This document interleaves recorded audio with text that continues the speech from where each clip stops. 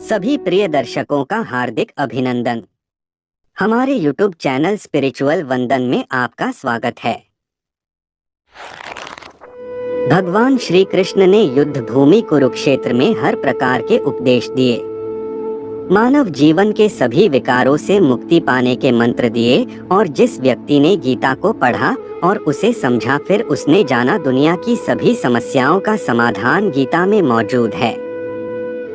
आपके अंदर कोई भी शंका हो, उसका उत्तर आपको भागवत गीता में मिल जाएगा। इससे कोई फर्क नहीं पड़ता कि आपकी समस्या क्या है। इसी तरह से भगवान श्री कृष्ण ने अर्जुन को मोक्ष पाने के कई सारे द्वार बताए। ध्यान योग, प्रेम योग, कर्म योग। आज मैं आपको बताऊंगा कि भगवान श्री कृष्ण ने अर्जुन को मोक्ष पाने का सबसे आसान और सरल तरीका कौन सा बताया है, जिस विधि से मनुष्य कितना भी पापी, कितना भी अधर्मी क्यों ना हो, मृत्यु के क्षण में वो तुरंत मोक्ष को प्राप्त हो सकता है। श्री कृष्ण अर्जुन से कहते हैं, हे अर्जुन, मानव शरीर बड़ी मुश्किल से मिलता है, इसे ऐसे ही गंवाना नहीं चाहिए। देवता भी मानव शरीर की आकांक्षा करते हैं, लेकिन मनुष्य की अज्ञानता इतनी है कि इस मोक्ष के अवसर को वह गंवाता रहता है, अपना पूरा जीवन भोग विलास में बिताता है। इतना ही नहीं, मनुष्य का मृत्यु का जब क्षण होता है, उस समय भी वासना उसका पीछा नहीं छोड़ती और इसीलिए मृत्यु के समय जो वासना उसके मन में सबसे शक्तिशाली होती है, उसी वासना के मुताबिक उसे अगला जन्म मिलता है। दरअसल भगवान श्री कृष्ण द्वारा दी गई ये एक गुप्त विद्या है, ये एक मरने की विद्या है। और जो इस विद्या को जान लेते हैं, वह अपने जीवन में कितने ही पाती क्यों ना रहे हो, किंतु मृत्यु के समय इस विद्या का उपयोग करके वह उस परमात्मा का ध्यान करके मोक्ष को प्राप्त हो जाते हैं। मोक्ष अर्थात जन्म मरण से मुक्ति। फिर दोबारा वह इस पृथ्वी पर नहीं आते। पृथ्वी के अनेक सुख और दुखों से दूर आनंदमय हो जाते हैं।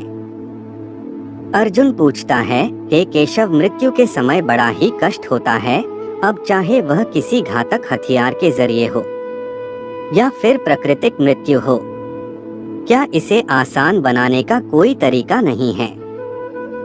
कृष्ण कहते हैं, हे अर्जुन, यह प्रश्न मृत्यु को आसान बनाने का नहीं है, बल्कि जीवन मृत्यु के चक्र से निकलकर मोक्ष प्राप्त करने का है।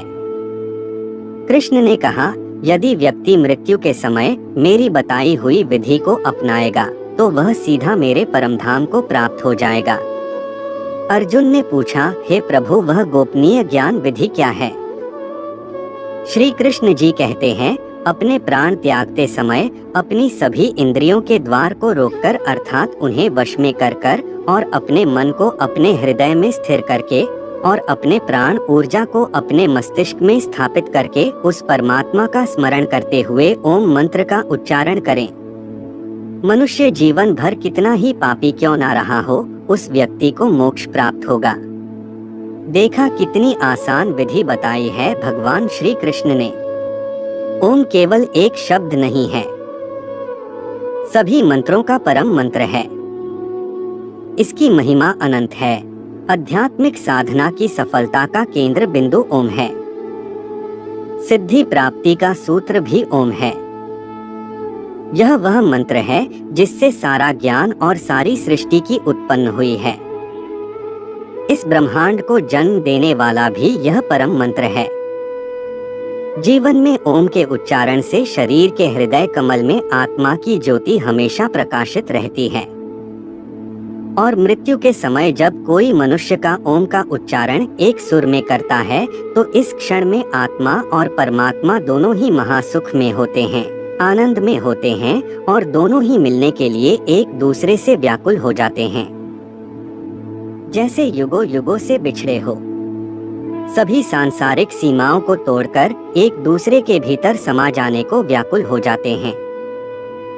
भगवान कृष्ण ने इसे मुक्ति का द्वार भी कहा है, लेकिन हम इस छोटे से महत्व को समझ नहीं पाते और इसी कारण हमारे शरीर की रचना उस ईश्वर ने विशेष रूप से की है। हमारे इस शरीर को ब्रह्मांड के रूप में दर्शाया गया है। हमारा शरीर इस ब्रह्मांड का एक केंद्र बिंदु है। इसमें सभी लोगों का निवास है। मानव शरीर में पैरों से नाभि तक भूलोक दर्शाया गया है। नाभि से कंठ तक अंतरिक्ष यान आकाश लोक और कंठ से शास्त्रार्थ तक स्वर्ग लोक को बताया गया है। और सिद्ध योगी मानव शरीर के इस बनावट को बहुत अच्छे से समझते हैं। इसीलिए सिद्ध योगी अपना शरीर त्यागते समय अपनी प्राण ऊर्जा को ऊपर की ओर उठाकर विशुद्धि चक्र अर्थात कंठ में ले आते हैं और विशुद्धि चक्र से अर्थात आंखें चक्र से कपाल में ज्ञानी सहस्त्रार चक्र पर स्थापित करके अपने प्राण निकाल देते हैं। और हम साधारण इंसानों को इस विधि के बारे में कुछ नहीं पता होता और इसीलिए साधारण मनुष्य के प्राण दूसरे द्वार से निकलते हैं, ज्यादातर मूलाधार चक्र से। लेकिन ज्ञानी पुरुष की प्राण ऊर्जा सहस्त्रार चक्र से ही निकलती है। ज्ञानी पुरुष की मृत्यु के समय सहस्त्रार चक्र यानी उसके कपाल की तरफ से क्षतिग्रस्त हो जाता है और इसीलिए सनातन धर्म में मनुष्य की चिता जलाते समय उसकी कपाल पर दंडित से मारने की प्रथा चली आ रही है। ज्ञानी पुरुष के तो यह स्वत ही हो जाता है, लेकिन हमारी प्रथा के अनुसार हम जबरदस्ती सहस्त्रार चक्र पर चोट करते हैं। लेकिन जबरदस्ती मोक्ष पाया नहीं जा सकता। देखिए भगवान श्री कृष्ण ने कितनी सुंदर व्याख्या की है। मनुष्य के जीवन में केवल 2 समय बड़े ही महत्वपूर्ण होते हैं, उसके जन्म का और दूसरा उसकी मृत्यु का समय। जो मृत्यु के समय अपने होश में रहकर ओम का ध्यान कर लेता है वह परमात्मा में विलीन हो जाता है। यह थी भगवान श्री कृष्ण द्वारा मोक्ष प्राप्ति की सबसे आसान विधि। हम आशा करते हैं कि आपको यह जानकारी अच्छी लगी होगी। अगर अच्छी लगी हो तो वीडियो को लाइक करें और हमारे चैनल को सब्सक्राइब करने का कष्ट करें। अगर आपने हमारा चैनल पहले से ही सब्सक्राइब कर रखा है तो इसके लिए हम हृदय की अनंत गहराइयों से आपका कोटि कोटि धन्यवाद करते हैं। अपनी अगली प्रस्तुति में हम आपको एक नई जानकारी देने का प्रयास करेंगे। एक बार फिर से आपका बहुत बहुत धन्यवाद। जय हिंद, जय भारत।